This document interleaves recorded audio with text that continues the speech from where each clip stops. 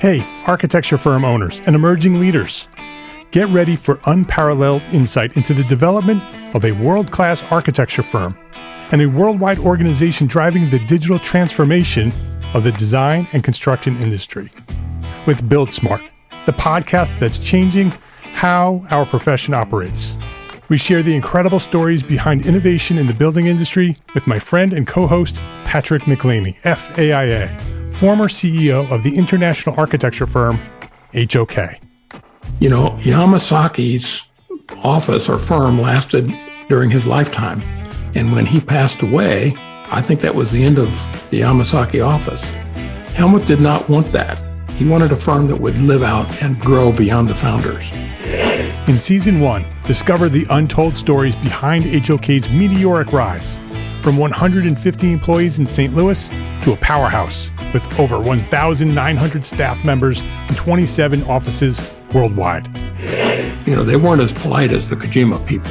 That was just boom. And anytime you have a creditor, whether it's Kojima or the bank, that wants their money, unless you can raise money someplace else, you are out of business. Bankrupt. And hold on tight for Season 2, where Patrick takes us on a new adventure as chairman of Building Smart International, shaping the future of digital transformation in the design, construction, and operation of built assets. Ian Howell, Ken Harold, and I, Ken was my technical representative from HOK. The three of us took a tour of Europe of 5 cities in 5 days. Very busy time. Simply follow the link in the show notes to subscribe to Build Smart now and uncover lessons that will transform you and your architecture firm.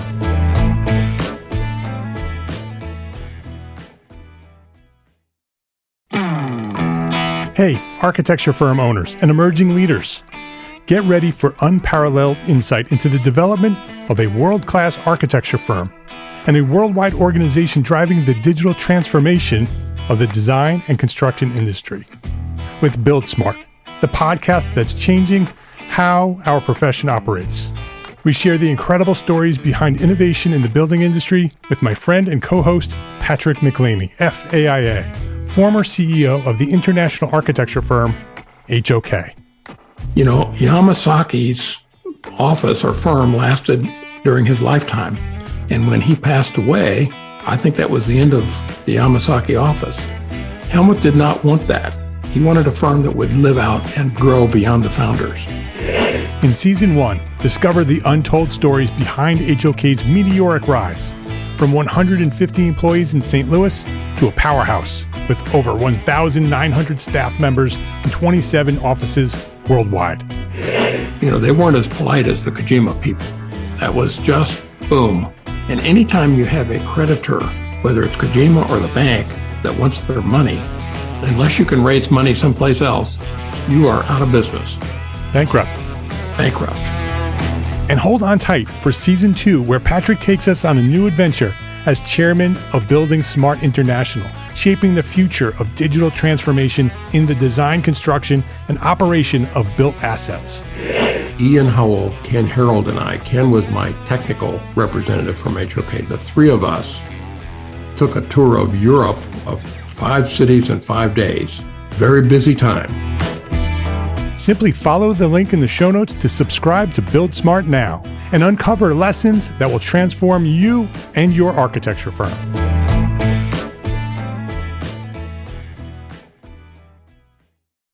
This is the EntreArchitect Podcast, episode 91.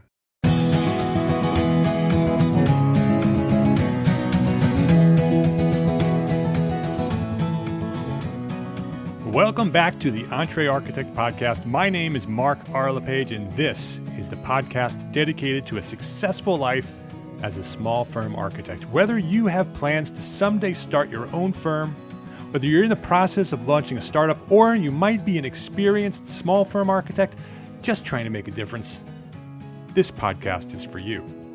My goal is to inspire you to build a better business so that you may pursue your purpose with passion and live the life of your dreams.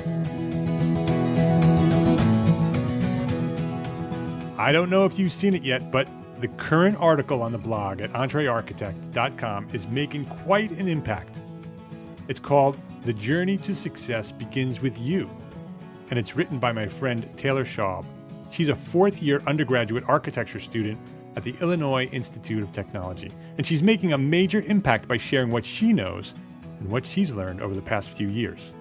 If you haven't yet read that post, I suggest you do. And if you're listening to this episode sometime in the future, don't worry, I'll include a link on the show notes at EntreArchitect.com/episode 91. Just check it out there. Another guest post that has made a major impact on the EntreArchitect community was written by architect and educator Kevin Singh about a year ago. That post, The 21 Rules for a Successful Life in Architecture, is consistently one of the most visited articles on the site. Every week, it is one of the most popular. Today, I invite Kevin to join us here on the EntreArchitect Podcast to expand his thoughts on that article and discuss his new ebook, Beginning Your Career in Architecture, inspired by that original post. This episode of the EntreArchitect Podcast is sponsored by ArchiSnapper. Learn more at EntreArchitect.com/ArchiSnapper. Kevin Singh, welcome to the EntreArchitect Podcast. All right. Thanks for having me, Mark. Yeah, thanks for taking some time out of your busy schedule. I know that you're probably pretty crammed right now. You are a licensed architect based in Louisiana, but you're also an associate professor of architecture at the School of Design at Louisiana Tech University. So you're a studio professor. So that's you just finished telling me that you're opening it up tomorrow. Yeah, classes start tomorrow at Louisiana Tech, so just kind of busy doing the prep work for fall quarter. Yeah, so thanks for spending some time with us. You also served as a director of the Community Design Activism Center since joining the faculty there in 2006, and you teach community design professional practice, which thank you very much. Somebody's out there teaching. Hope you're teaching some business in that. And and you're also a fourth-year studio professor, so you're a busy man. Yeah, it was through the three quarters, kind of through the core of the year, there's a lot of kind of different projects and things to take on. But it's exciting and it's challenging, but it's great to work with the students and teach them kind of what I know and just different experiences. Yeah, well, thanks for being there and teaching those young minds about architecture. Some people might recognize your name, Kevin Singh, because back in August of 2014, you wrote a blog post at EntreArchitect.com called The 21 Rules for a Successful Life in Architecture. And that is a very popular post. It's, to this day, every week is one of the most popular posts that come up on my stats. It pops up there every time. And so it's a very popular subject. If anybody wants to find it, you can just go to EntreArchitect.com/21 rules, so the number 21 rules, and that'll send you right there, and you can read that article. But since that time, since a year ago, you've developed the blog post into a new ebook, and that's what I wanted to have you come back and talk about a little bit. So that'll be an interesting subject. But before we talk about that, I'd like to know a little bit more about you and your origin story, sort of where you discovered architecture and when you decided to become an architect, and share a little bit about your journey from that point to where you are today. Yeah, I guess thinking about kind of when I started thinking about architecture and building and everything would probably have to go back to childhood, just growing up in Richmond, Indiana, and the end of our street, they were kind of expanding the street and developing some new houses, and I just loved to go down there, while the builders were working, after the builders were working, to kind of see the houses, taking shape and so forth. And so I've always been fascinated with building large machinery, and so that kind of initial, I think, kind of exposure to that and kind of seeing that take shape turned into, it's like, well, thinking about the building trades or architecture, specifically.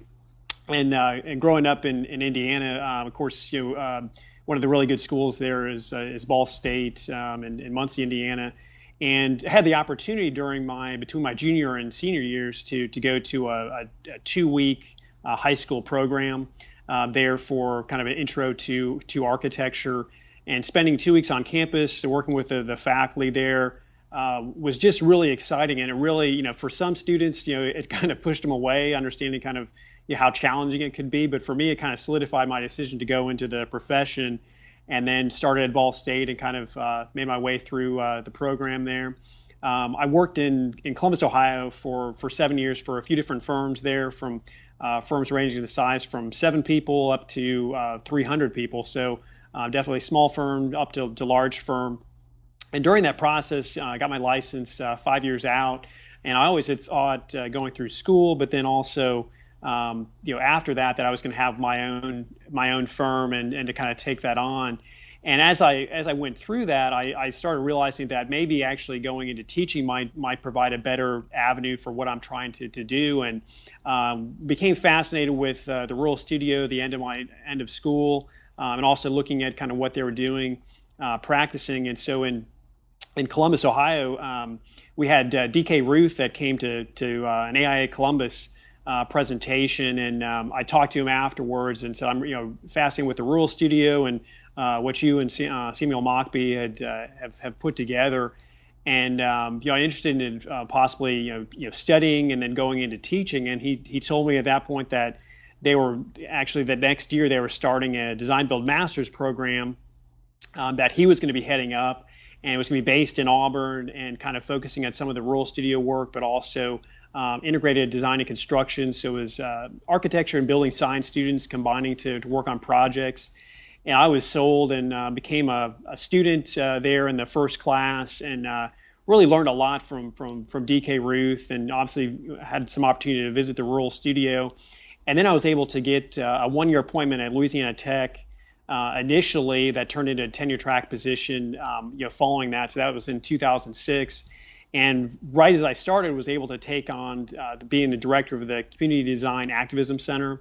And with, we call it CDAC, we work with local nonprofit groups, but also surrounding communities to do initial design and planning. And so for a lot of students, it's the initial work with a real client to kind of take the lessons learned in studio and other courses beyond that, and see how those skills kind of relate and work in the real world. So for me, it's been really exciting, taking on the CDAC project. So I've also done some design build projects with students. So I've always have had a hand in, I kind of consider myself kind of a bridge between education and practice, of teaching the professional practice course, but also having these design courses, the CDAC course, and design builds to also kind of help to leverage that.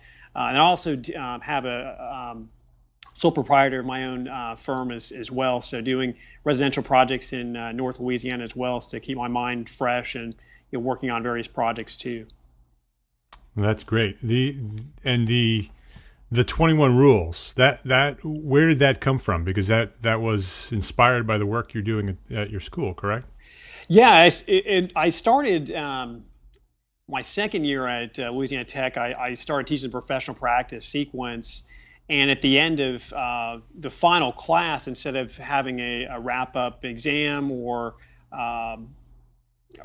other kind of assignment due, I actually have a lecture titled "Advice as you finish school and start to practice." And so the professional practice class, we have our program. It's a 4+1, so it's 4-year Bachelor of Science in Architectural Studies, and then 1-year Master of Architecture combined. And so my course, there's 2 courses. One's in the 4th year of architecture, and one is in the graduate portion of that, which I don't teach. So students, when they're taking it, they're in they're starting their final year in the 4th year, so they have kind of 2 full years left.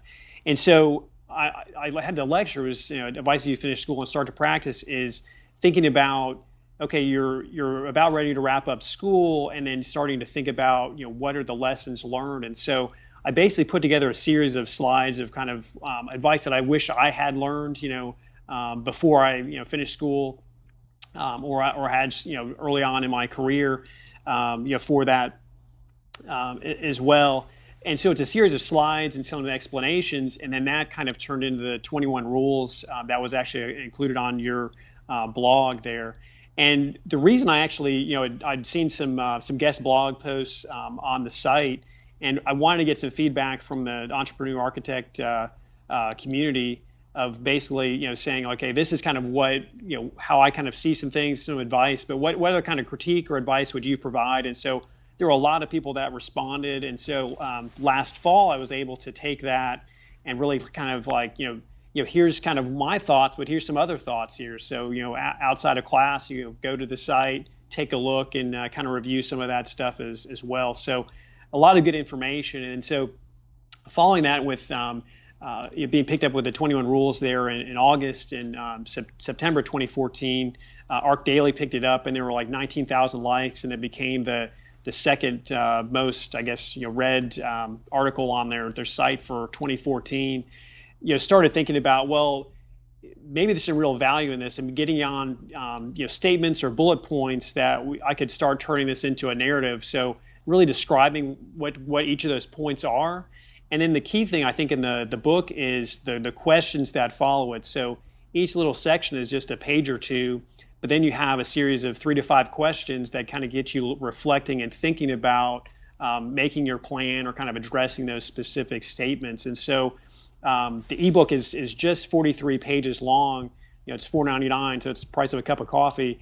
But it's it's just that advice that you could easily read through it in 2 or 3 hours. But it's really about thinking about having that in your back pocket, going back and looking at some of those things, taking notes regarding those questions to really kind of start honing in on where do you want to go and what do you want to do in the profession, and the kind of steps and some advice to help you get there. Who would you say is the perfect audience for this book? I would say it's students that are in their final year, probably up to 5 years in the profession. Obviously, I'm a big proponent of licensure. I think we need more licensed architects in this country, and so I push the students to kind of get on that IDP and licensure track early on. And so I kind of see those kind of the first 3 to 5 years. Hopefully you have that license, but this is some other kind of advice along the way, as part of it. Yeah, it's the book is titled "Beginning Your Career in Architecture." Candid advice for emerging professionals. It is on Amazon, so anybody can go to Amazon and search for it and find it there. We'll also have links to it at EntreArchitect.com for this episode, so you can find a link there as well. But let's get into some of the rules. Let's maybe we can go through maybe 2 or 3 of them and talk about them a little bit. And, Sure. I want to take a quick break here to say thank you to ArchiSnapper for their support as a platform sponsor of EntreArchitect. As a platform sponsor, ArchiSnapper has provided funding and support for our overall mission to become an influential force in the profession of architecture. They recognize the need for small firms to build better businesses in order to be better architects. ArchiSnapper is a simple tool for creating and managing field reports. With ArchiSnapper, architects can draft reports on site using their smartphone or tablet. ArchiSnapper is easy to use and saves tons of time. Grow your business instead of struggling with field reports. If you want to learn more about ArchiSnapper and get a free 30-day trial, visit EntreArchitect.com/ArchiSnapper. Yeah, the first one I wanted to mention was, I guess kind of mentioned earlier, is, the first one's like getting started on your career path. And so I think for me, and I think another kind of reason of writing the book is, as people kind of go through life and you have decision points. So as you're finishing high school, you start thinking about, well, where do I want to go to college or technical school, or do I want to start working, going into the military, or other options? It's this point in life where it's this kind of fork in the road of kind of where is that next step and where to go. The same thing with once you choose architecture and you're on a 5 or 6 year path to get a professional degree, you basically are on that path for the 5 to 6 years, and you're just kind of trying to make it through, not necessarily thinking about kind of that next step. You do want to get a job, but where are you going to go beyond that? And so getting started in your career path is obviously with the intern development program, now you're eligible to start right after high school. So if you can get a summer internship or or if you sign up for IDP while in school, you could get some experience being involved with AIS or Freedom by Design chapters as well. There's also the Emerging Professionals Companion that the AIA puts out there that you can do different assignments in that and get IDP credit. And so instead of thinking about I need to finish school and then start IDP and then get on the licensure track, getting started right away to kind of get some IDP experience, understand how that works, I think is really important to kind of start kind of stacking that instead of trying to say I need to finish school, then I need to finish IDP, then I need to do take my license. Trying to kind of compress that schedule, getting down there. And so that first one is really about signing up for IDP. It's $100 while in school or within the first 6 months after graduation. So finding that $100, making that investment in your career, and then kind of taking that on and kind of finding some experience to log for IDP. That would also be the best time to do it, because while you're in school, you still have a strong network. You have a network of peers, and you have a network of professors, and you have the people that the professors know. And so sure. to sign up for IDP while you're still in school, not wait until you've graduated, you can take advantage and leverage the relationships that you have with the people at your school. So it's a perfect time to do that. Definitely, yeah. So what's number 2? 2, and just kind of highlighting 3 that. Yeah. And these aren't necessarily in order. These are just sort of sure. Kind of give people a sense of what the book is and how it's organized, what you can get out of it. Sure. The next one I want to go over is you must design your career and position. And I think this really kind of holds true for me. It's I wanted to go into teaching, but I also wanted to kind of to look at community-based values, like what as an architect and professor, how we can improve communities. And obviously, students in my CDAC class get the opportunity to kind of learn about that and experience that. And so I tell them that it took me 32 years, but I finally 32 years of age. To get to the point where I found I had a position that I really love and enjoy, and so people have to love what they do, love the work that they do, and being an architect per se in one firm is not going to be the ideal job, but constantly searching for the right path and right position for yourself. So this one looks at taking time to reflect on your experiences, the work of other people. And how can you kind of potentially network or make plans to kind of get there? And so it's not going to be your first 3 to 5 years that you kind of fall in that dream position, but it's like you have to kind of constantly reflect and think about those opportunities that are out there, and then kind of start tailoring and thinking about your career in that fashion to kind of to get to where you want to be to make that happen. And you may also be surprised to find the opportunities that come to you, even in the positions that you're not really excited about. That you may take positions and you may find that, oh, this is not where I want to be, but it'll take you to the next step. It'll take you to the next place that you were meant to be. Sure. Yeah, definitely. And one of the things I know you mentioned at the intro with to the podcast was, one of the, I guess, exciting things I started in my professional practice class this last year was I call it a business plan poster. And so for the first time, I used the, I guess it was 2 years ago, AIA had the business plan proposal, contest. And so I think they had the 5 or 6 finalists. They had kind of a little bit of their work or presentation on the site. So I kind of used that as kind of the intro. And so we set up, I think there were 18 by 20-inch posters, thinking about, okay, in let's say 5 to 10 years, looking at if you're going to own your own firm or be a partner in a firm, what is it going to look like? How is it going to be organized? What's the type of work you're going to do? How do you kind of create that and leverage that to make it work? And so in a poster format, being more kind of graphically oriented, the students kind of thought through those series of questions and kind of answers and laid that out. And then for the first time, we actually had something in a professional practice class that was on display for the whole school to look at for a week in our gallery. And they were like, wow, that's like really cool. Like thinking about that of, these big ideas, but it was a way to kind of project the students, fourth year students into the profession of like, okay, this is my kind of goal or ideal position right now.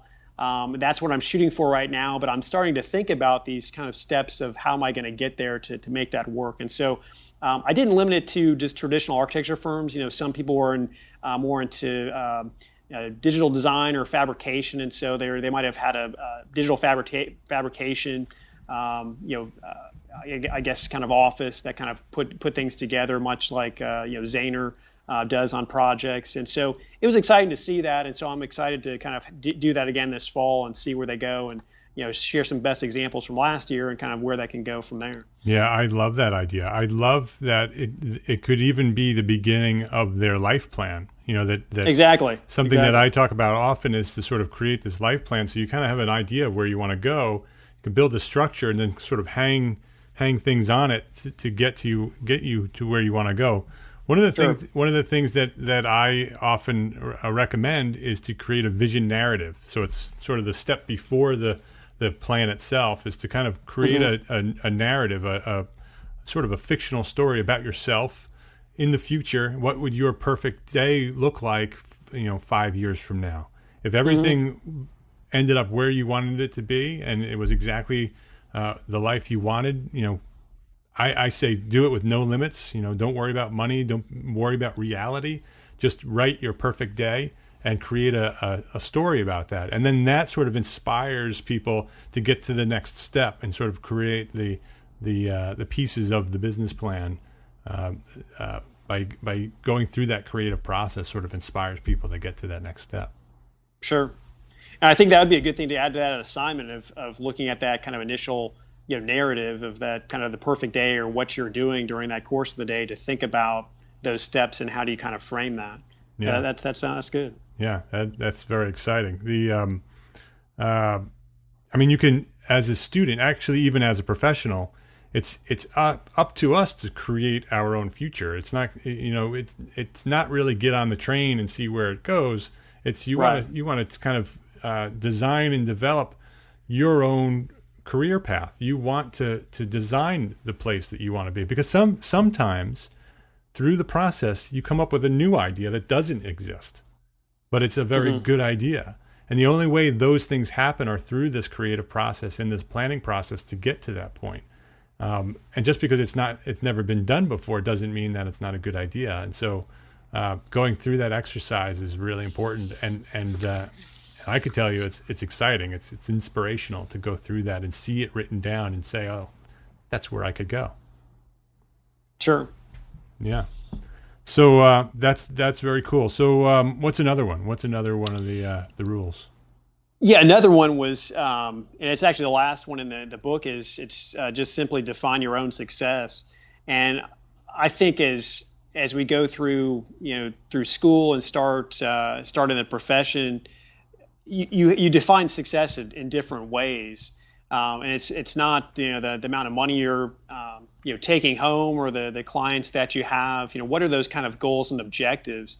And so I think that for as people are getting started out, what are those kind of goals and those values that you see as kind of I guess paramount, and then kind of try to follow those, and then you will be that successful architect or professional in our field for that. And so you're looking at kind of how do you define success today and in the future. So in your first 2 or 3 years, is that, hey, I'm on the path to get my license, and so in 3 years I want to be licensed, and then there's gonna be a whole lot of doors open up. So I'm going to be successful in 3 years if I have my license, and then going beyond that. So what's the next step? And so I think that's important.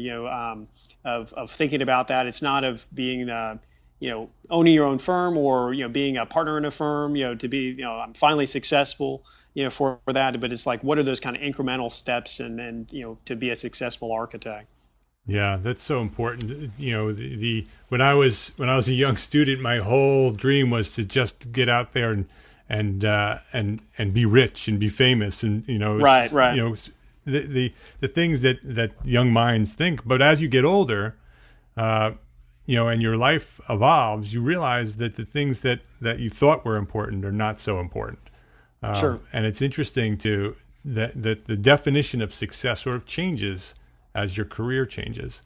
But defining it is very important to kind of define where you want to go and what you want to be, and set those goals with deadlines and dates that by this date I'd like to, be X, Y, Z. So those are some great ideas. Are there any other ideas or anything else you want to share? Well, it was kind of interesting.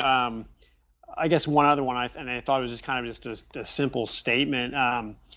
Once this was, I think, on Arc Daily, I think I shared it, and one of my former students, commented on that she actually liked this one. It was just simply fix something, and it's the idea, like I said, the world is full of problems. Choose one or two things and fix them. Yeah. And obviously, we're not talking about repairing like a hole in a wall or something like that, but it's like through going through the education of an architect and like gaining all those skills, we have an incredible skill set to problem solve and be visionaries and really think about those things. And so it's like maybe it's not specifically architecturally related, but we could go out there and help different groups and communities by just utilizing those skills, the consensus building, and just kind of multiple kind of ways or kind of solutions to do that. And so I thought that was kind of interesting that she kind of picked up on that. I thought like, hey, that's great. Like let's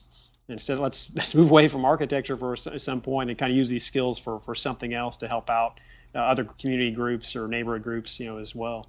Yeah, we architects are unique people. We have a very unique way of thinking, and that if we can take some of those skills and those talents and apply them to some of the problems that need to be fixed, the world can certainly benefit from that. Sure. So, Kevin, I appreciate your time for sharing a little bit about your book. Again, the book is Beginning Your Career in Architecture. You can find it on Amazon or go to the show notes at EntreArchitect.com, and you can find a link there. You also you're on Twitter at KJ Singh. It's SINGH 3. So KJ Singh 3. Thank you for being here today, Kevin. I appreciate your time and your dedication to the profession. Yeah, well, thank you. Thanks, Mark, for having me on the podcast. You're very welcome. If you'd like to leave a review for this show on iTunes, please go to EntreArchitect.com/iTunes, or if you're in iTunes, just search for Entrepreneur Architect and you'll find us there. But even more important than that review is that you share this episode. Share this with everybody you know. Share it on Facebook, share it on Twitter, send it out to your friends by email, EntreArchitect.com/episode 91. Just spread the word. Share it with everybody you know. Complete show notes for this episode and a direct link to download if you wanted to listen to it right there on the website is found at EntreArchitect.com/episode 91. If you're interested in learning more about ArchiSnapper, just visit EntreArchitect.com/ArchiSnapper. My name is Mark R. LePage, and I am an entrepreneur architect. I thank you very, very much for listening, and I will see you next week. Have a great week.